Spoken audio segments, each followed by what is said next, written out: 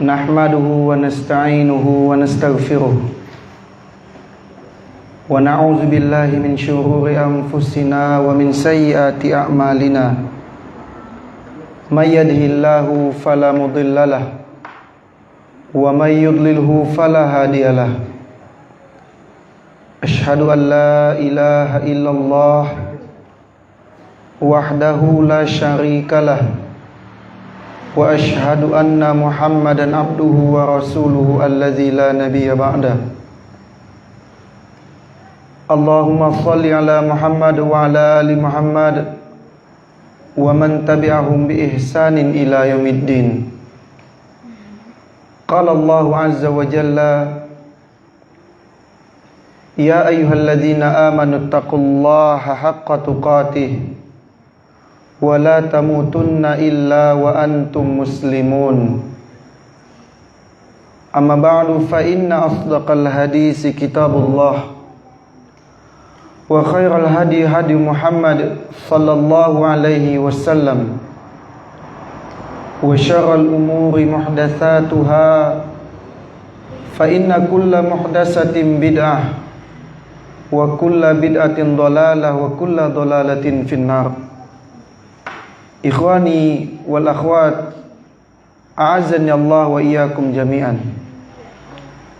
Kembali tak bosan-bosannya kita bersyukur kehadirat Allah Jalla wa Ala, di mana Allah masih memberikan kepada kita nikmat-nikmatnya atas diri kita. Di antara nikmat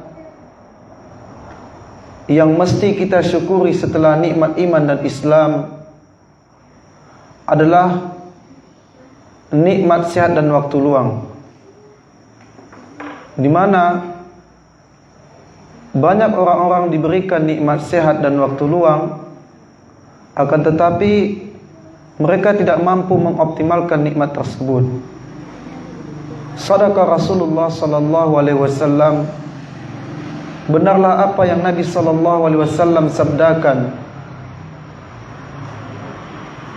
Kata Nabi sallallahu alaihi wasallam, nikmatani maghbunun fihi ma katsirun minan nas, as-sihhatu wal faragh. Dua nikmat di mana banyak manusia, ya, syukran.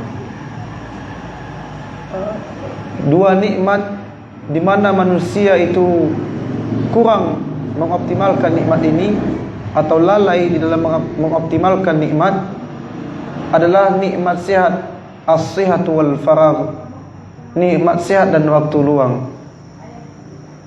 Jadi kita yang dianugerahkan nikmat sehat dan waktu luang, diberikan kemudahan oleh Allah Tabaraka wa Ta'ala untuk meringankan langkah kita agar bersama-sama hadir di majelis ilmu yang barokah ini, yang dengannya kita harapkan Allah Jalla wa'ala mudahkan jalan kita untuk menuju surga. Sebagaimana Nabi sallallahu alaihi wasallam bersabda, wa man salaka tariqan yaltamisu fihi ilman sahalallahu lahu bihi tariqan ilal jannah. Selanjutnya salawat serta salam Allahumma shalli ala Muhammad wa ala ali Muhammad, semoga tetap tercurahkan salam dan rindu kita, kiranya Allah Tabaraka wa Ta'ala sampaikan kepada Rasul kita Muhammad sallallahu alaihi wasallam, seorang hamba Allah yang senantiasa setiap harinya tidak luput dari kita menyebutkan nama beliau sallallahu alaihi wasallam. Di setiap salat kita nama beliau senantiasa kita sebutkan. Kecintaan kepadanya, kepada baginda Rasulullah sallallahu alaihi wasallam, melebihi kecintaan kita kepada kedua orang tua kita. Semoga dengan salawat yang kita lafazkan, senantiasa kita basahkan lisan kita untuk bersalawat kepada Nabi, kiranya Allah Tabaraka wa Ta'ala menemukan kita, mempertemukan kita dengan Rasulullah di padang mahsyar nantinya, sebelum Allah mempertemukan kita nanti di surganya. Amin, Allahumma amin. Ikhwani wal akhwat, a'azzani Allah wa iyyakum jami'an. Kita masih masuk dalam pembahasan urgensi pentingnya masalah akidah. Sebagaimana yang kita sebutkan pada pertemuan sebelumnya, seseorang tanpa akidah yang kuat, dia tidak akan bisa tunduk kepada Allah Subhanahu wa taala. Maka nanti kita dapati orang akan beribadah ibadah musiman. Nah, kita bisa lihat nanti ada orang yang sholatnya baru jos, baru semangat, itu tatkala datangnya awal-awalnya bulan Ramadan, ya kan? Dan itu menjadi rahasia umum. Ya. Nanti berlalu bulan Ramadan, Syawal masih ada sisa-sisa asar-asar dari Ramadan tadi. Masuk Zulqa'dah, masuk Zulhijjah. Lepas dari Zulhijjah, apa yang terjadi? Mayoritas yang kita saksikan di tengah-tengah kaum muslimin kembali, dan tak jarang dari musola-musola, dari masjid-masjid itu lebih banyak tiang-tiang masjidnya ketimbang jamaahnya. Dan pernah kami dapati juga ada musola yang bukanya itu sama yang menutup orang yang sama, yang azan sama yang iqamah orang yang sama, yang imam dan yang makmum tidak ada selain dirinya. Dan ini menjadi rahasia umum bagi kita. Maka seseorang yang tidak memiliki akidah yang lurus, dia tidak akan pernah tunduk kepada Allah secara mujmal, secara musakafah. Tidak akan tunduk. Dia akan memahami ibadah itu seperti musiman. Kalau ibadah orang ramai, dia ikut ibadah.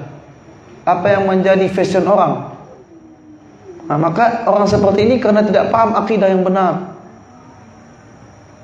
Dan tanpa akidah yang lurus, seseorang hamba itu tidak akan pernah ittiba kepada Nabi. Ya. Pertama, tanpa akidah yang lurus dia tidak akan pernah tunduk kepada Allah. Yang kedua, seseorang yang tidak berakidah lurus, dia tidak akan pernah ittiba kepada sunnah Nabi sallallahu alaihi wasallam. Kenapa dia tidak pernah ittiba? Kenapa dia tidak mau mencontohi Nabi? Karena pemahamannya di dalam akidah yang lurus telah tercoreng, telah diwarnai dengan sesuatu di luar daripada ajaran Islam itu sendiri. Maka orang yang ittiba kepada sunnah, orang yang ittiba kepada Nabi sallallahu alaihi wasallam adalah orang yang akidahnya kuat, orang yang akidahnya kuat dan lurus. Apabila akidah seseorang lemah, maka ia akan lemah di dalam mengikuti Rasulullah. Apabila akidah seseorang kuat, maka niscaya ia akan kuat juga di dalam mengikuti sunnah Nabi sallallahu alaihi wasallam. Maka sefutur-futurnya orang, ya, ingat ya, ini garis bawahi, sefutur-futurnya orang, ya, ada masa kadar lemah, itu futur ya, masa kadar lemah seseorang dalam beribadah. Sefutur-futurnya orang di dalam bermanhaj salaf, dia tidak akan pernah meninggalkan solat. Faham ya? Tetapi sefutur-futurnya orang yang tidak dalam akidah yang benar, dia akan meninggalkan solat. Dia akan meninggalkan solat. Kenapa? Karena akidah dan pemahamannya lurus dan benar. Akidah dan pemahamannya lurus dan benar.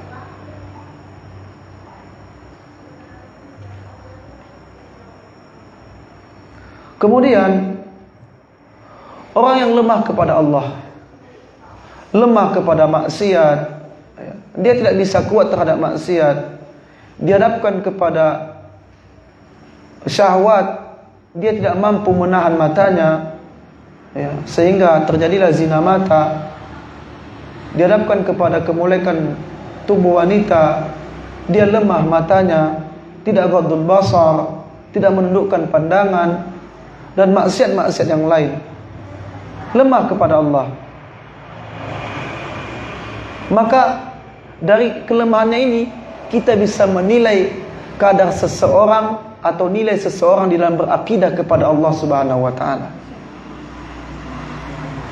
Orang yang senantiasa lemah di dalam beribadah kepada Allah, lemah akidahnya, ya, lemah dalam bermaksiat, condong dalam kemaksiatan, dari sini bisa diukur akidahnya atau nilai akidahnya kepada Allah Subhanahu wa taala. Maka kita harus paham betul kenapa manhaj salaf itu menitik beratkan di dalam pembahasan akidah, dan akidah. Ya.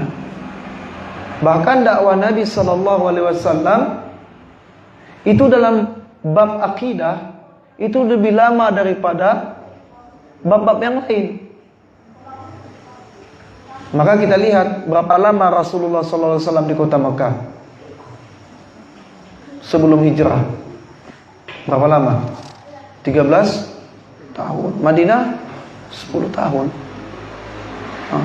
Semua ayat-ayat yang turun di 13 tahun pertama itu loh ada ayat-ayat tentang masalah akidah.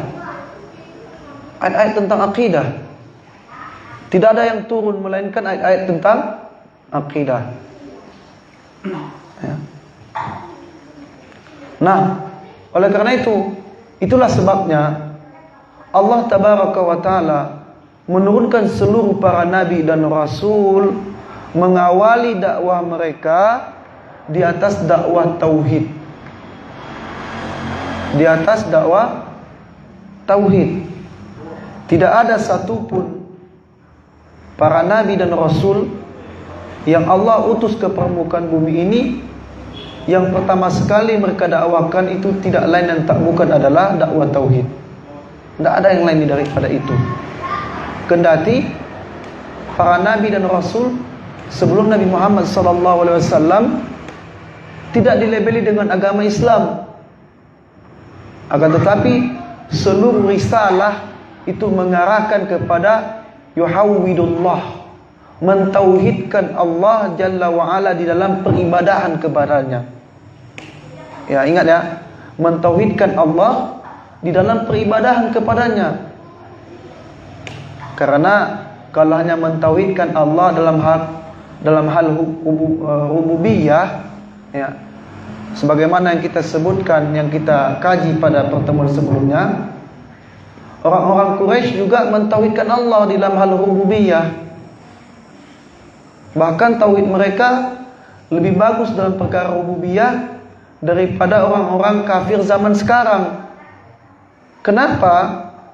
Mereka mengklaim bahwasanya ada ilah, ada Allah, ada yang mengatur alam semesta ini. Sementara orang kafir sekarang rusak, bukan hanya rusak tauhid uluhiyah, tapi juga rusak juga tauhid rububiyah. Apa kata Allah kepada orang-orang Quraisy? Wala in sa'altahum man khalaqas samawati wal ard la yaqulunna Allah. Ketika ditanya kepada orang Quraisy, siapa yang menciptakan semua ini? Gunung tanpa ada penyangga, tiang tanpa ada langit tanpa ada tiang. La yaqulunna Allah. Hati kecil mereka pun berkata, dan itu Allah abadikan dalam Al-Quran. Allah Subhanahu wa ta'ala. Tetapi mereka rusaknya di mana? Rusaknya di dalam hal mentauhidkan Allah di dalam uluhiyah, beribadah kepada Allah Jalla wa'ala. Maka bagi seorang mukmin, akidah itu adalah harga mati. Bagi seorang muslim, akidah harga mati, tidak ada tawar menawar. Maka sangat benarlah apa yang Allah Tabaraka wa Ta'ala sampaikan Yauma la yanfa'u malun wala banun illa man atallaha biqalbin salim. Hari di mana pada hari itu la yanfa', tidak bermanfaat sama sekali. Apa yang tidak bermanfaat? Mal, harta, wala banun, tidak juga anak keturunan. Illa man atallaha biqalbin salim, kecuali yang mendatangi Allah dalam hati yang selamat, tauhid. Kecuali yang mendatangi Allah dengan akidah yang lurus, kecuali yang mendatangi Allah dengan pemahaman yang benar. Tidak bermanfaat harta yang dikumpulkan, anak-anak yang dibanggakan, dan prestasi dunianya. Tidak akan datang manfaat di sisi manusia itu sendiri.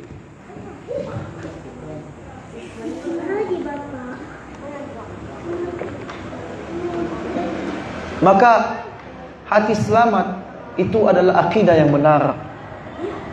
Qalbun salim adalah akidah yang benar. Nah, kembali sebagaimana yang kita sebutkan tadi, 13 tahun Nabi SAW berada di kota Mekah sebelum hijrah. Beliau menanamkan akidah yang lurus kepada para sahabat ridwanullah alaihim jami'an.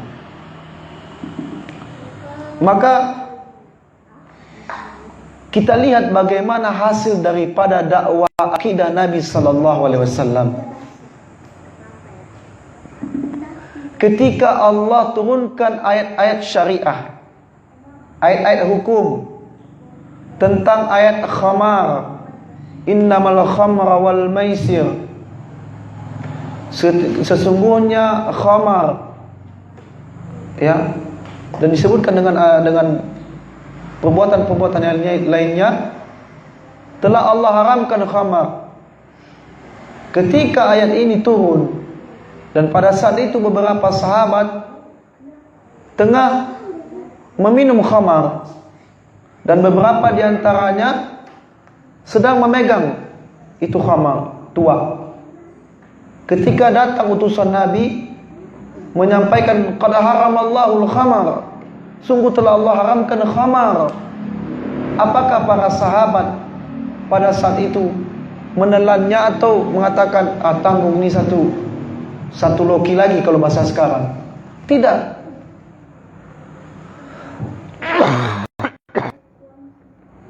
Tidak. Wallahi tidak. Bukan itu yang dilakukan para sahabat. Bahkan para sahabat membuang minuman yang berada di tangan-tangan mereka, kendati itu berada pada cengkraman tangan mereka. Kemudian mereka menuangkan tuak-tuak yang berada di kendi-kendi mereka, sehingga disebutkan dalam riwayat beberapa lorong kota Madinah itu basah dengan tuak, basah dengan arak, basah dengan khamar. Lihat bagaimana akidah yang telah tertanam. Coba bandingkan ketika ayat khamar ini turun di kota Mekah atau sebelum hijrah. Apakah lantas ketika turun tentang ayat khamar, apakah para sahabat langsung meninggalkan minum-minuman keras? Jawabannya belum tentu.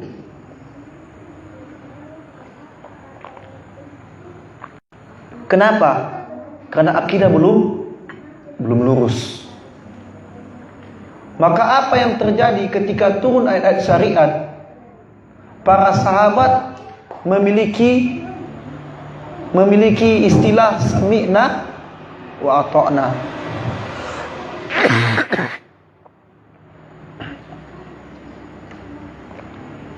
Sami'na wa ata'na.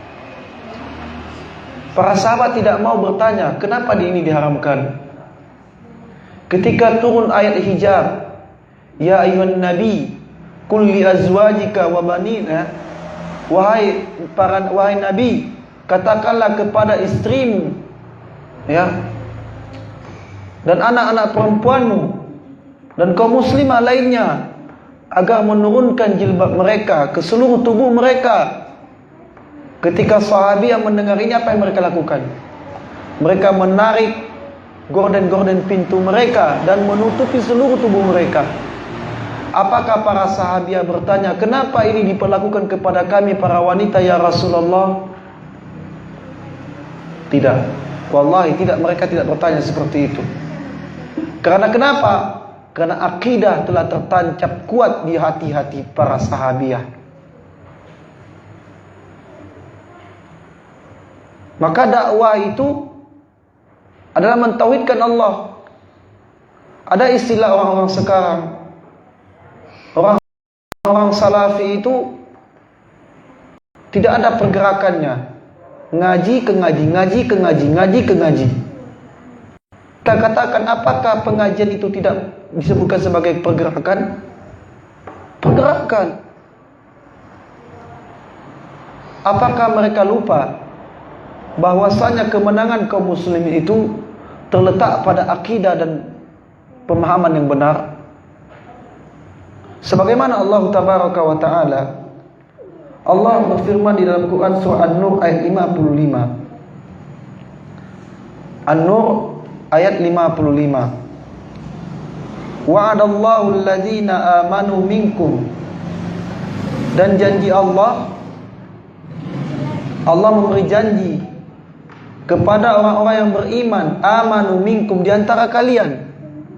Apa janji Allah? Amanu minkum wa amilus shalihat, orang yang beriman dan beramal soleh. Janji Allah, la yastakhlifannahum fil ardi, akan Allah jadikan mereka berkuasa, menjadi pemimpin, menguasai dunia. Syaratnya apa? Syaratnya beriman dan beramal soleh. Ya. Tidak ada lain dan tak bukan kecuali betul-betul la yushrikunani, la tusyrikunani. Jangan mensyarikatkan Allah Tabaraka wa Ta'ala, mentauhidkan Allah, dan jangan pernah mensyarikatkannya di dalam peribadahan kepada Allah Subhanahu wa Ta'ala. Maka ini pentingnya akidah yang lurus. Kalau orang-orang di hadapan Allah nanti membawa maksiat, dosa yang sangat banyak, sementara padanya memiliki akidah yang lurus, ya, dia memiliki dosa yang sangat banyak, akan tetapi padanya juga ia membawa akidah yang lurus, tidak mensyarikatkan Allah Tabaraka wa Ta'ala di dalam peribadahan, maka itu sungguh menguntungkan padanya. Sungguh menguntungkan padanya. Terlebih kita berada di zaman-zaman seperti ini, zaman yang penuh dengan fitnah, ujian, ya, zaman di mana jauhnya kita dari ilmu, dari majelis ilmu, zaman yang terasa asing. Orang-orang yang istiqomah di atas ketaatan itu terasing di tengah-tengah masyarakat. Orang yang memelihara jenggot dianggap asing. Orang yang menaikkan celananya di atas mata kaki dianggap asing. Dan ini adalah menjadi sunnatullah. Sunnatullah.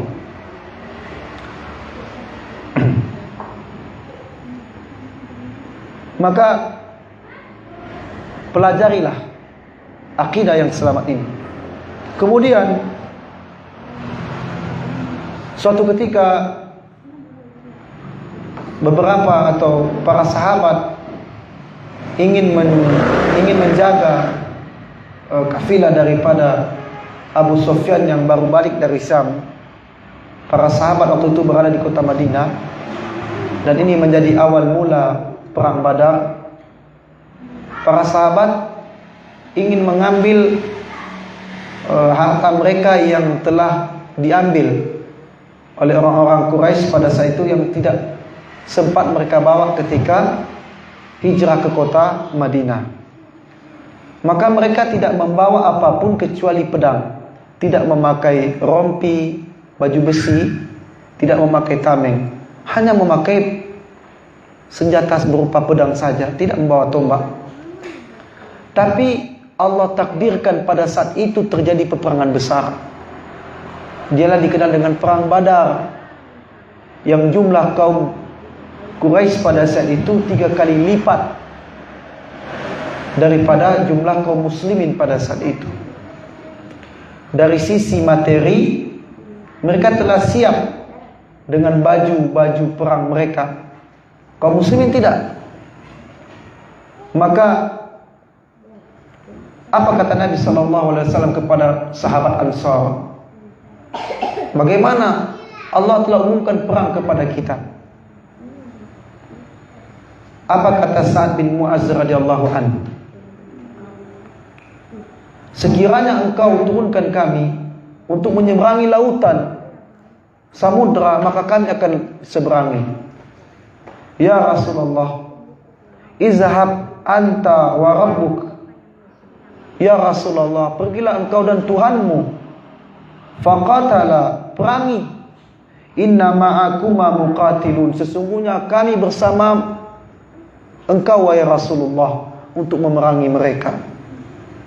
Kami tidak akan mengikuti sebagaimana kata orang-orang Bani Israel ketika Musa mengajak mereka untuk memerangi. Apa kata mereka kepada Nabi Musa? Izhab anta wa rabbuka faqatala inna hauna qaidun.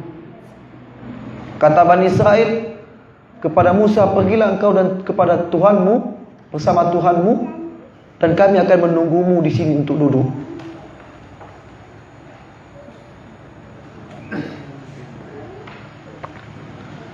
Inilah akidah yang lurus.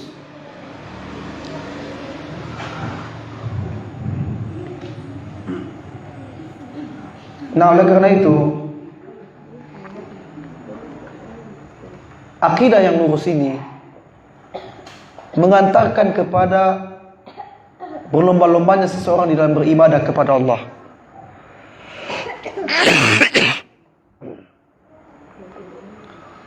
Hal itu bisa dilihat ketika orang-orang miskin dari golongan muhajirin, para sahabat muhajirin dari golongan orang-orang fuqara, mengadukan sesuatu perkara tentang orang-orang kaya di antara mereka kepada Nabi SAW. Dan mereka bukan mengantukan karena iri mereka kepada harta, bukan. Apa yang mereka adukan? Ya Rasulullah, orang-orang kaya mereka sholat sebagaimana kami sholat.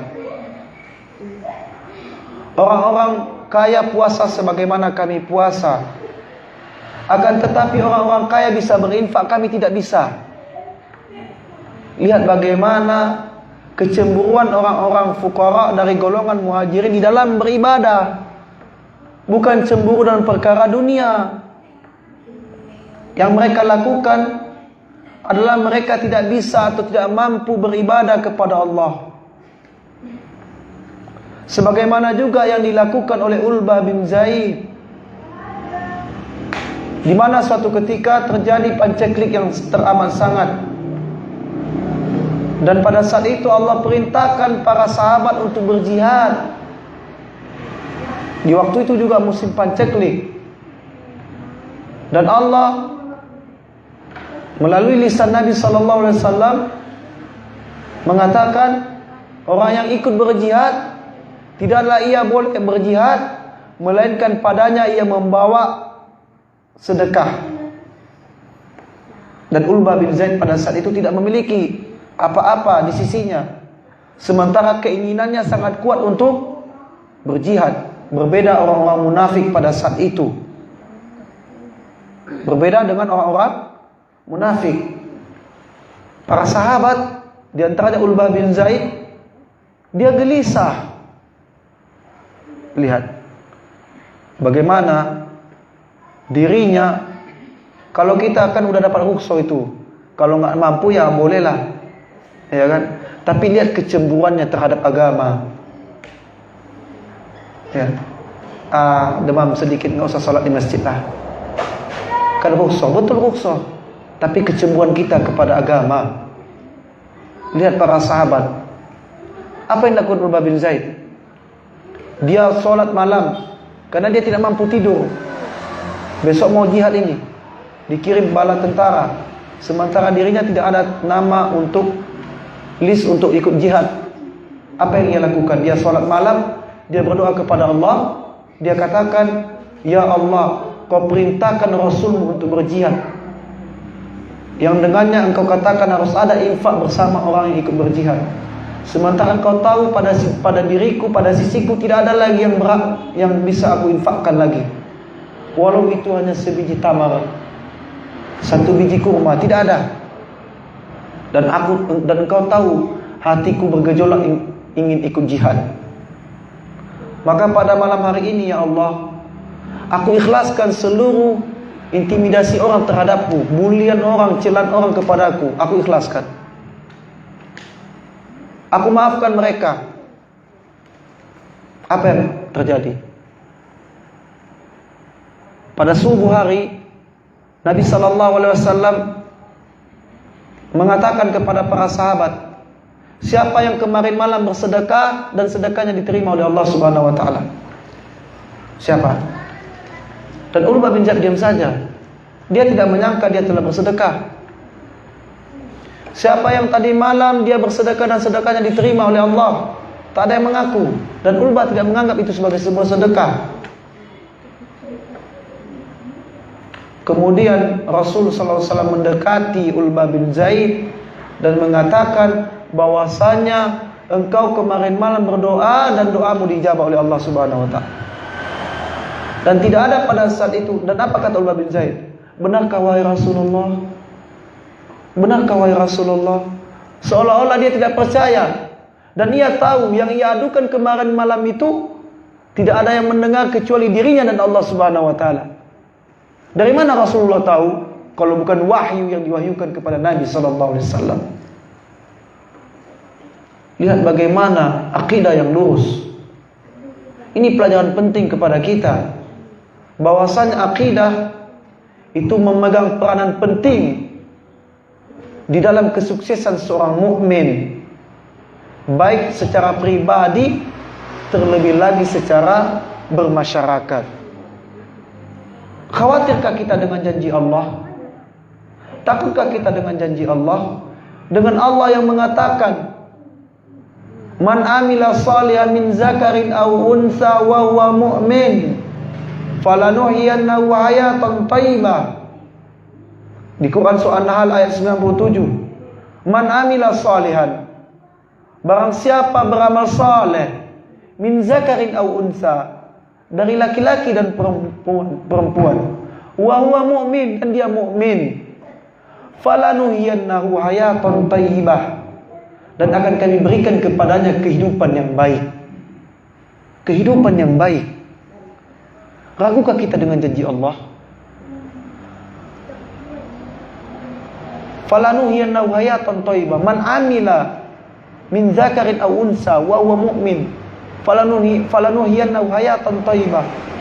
Kehidupan yang baik, yang beramal saleh, yang akidahnya lurus, yang pemahamannya tidak menyimpang, yang dia tidak akan mengikuti akidah kebanyakan, ya, agama kebanyakan.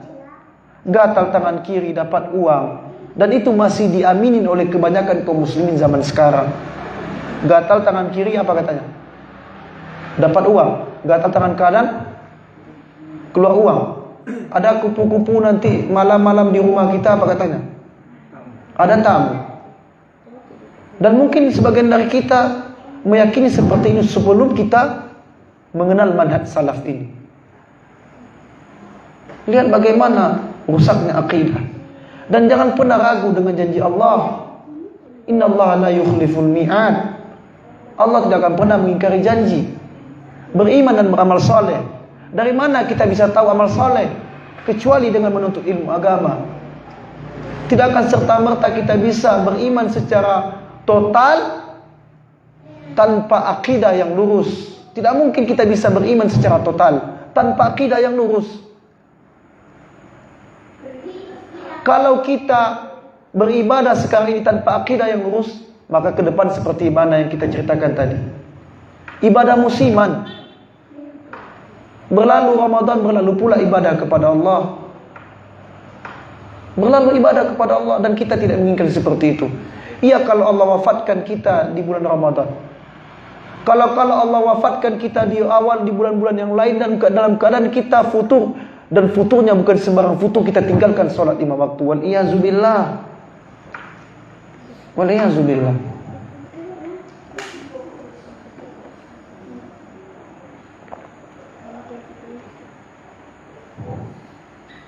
Dan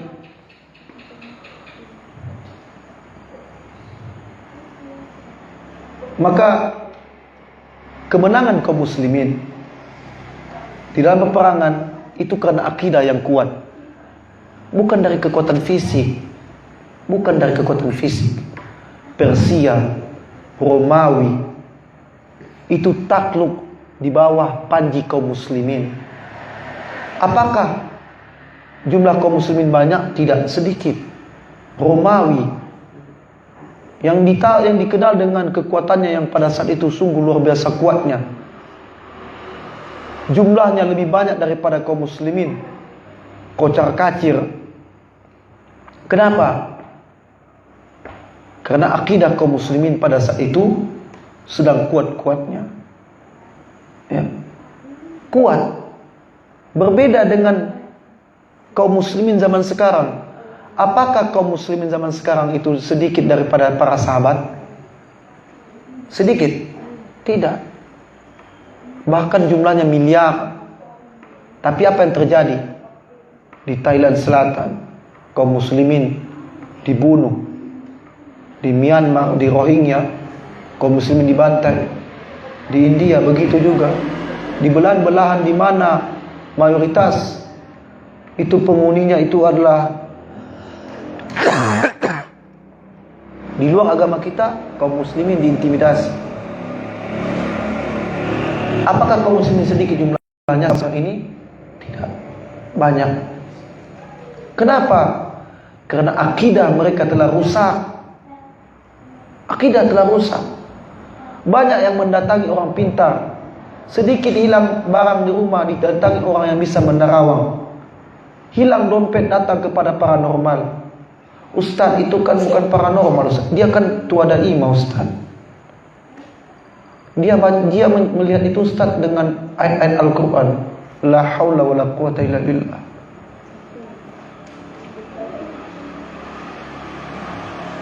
Tengok bagaimana rusaknya akidah. Ustaz yang obati kami ini, Ustaz, tuadaima, Ustaz. Bagaimana rusaknya akidah? Tidak sesuai dengan petunjuk Nabi SAW. Maraknya kesyirikan, ya, yang berkedok kearifan lokal, ya. Sesajen dianggap itu tradisi. Gimana negeri ini terlepas dari bala bencana? Sesajen dianggap tradisi. Larung laut dianggap tradisi. Dan alhamdulillah itu tidak terjadi di kepulauan kita ini. Tapi lihat bagaimana di luar sana, kepala kerbau dipotong, dihadiahkan kepada Nyi Roro Kidul. Ini adalah rusak akidah. Apakah kaum muslimin minoritas di negeri ini? Bahkan kita mayoritas. Bahkan kita negara yang paling banyak kaum musliminnya, tapi akidahnya. Saat ini kita di mana hidup, di mana paranormal itu memiliki taji ketimbang para dai, memiliki taji dan follower. Orang yang bisa menemukan barang hilang, bisa menangkap jin dan dimasukkan dalam botol, ini memiliki follower ketimbang hanya dai yang bisa menyampaikan di depan podium, di depan para jamaah sebatas kajian melulu saja.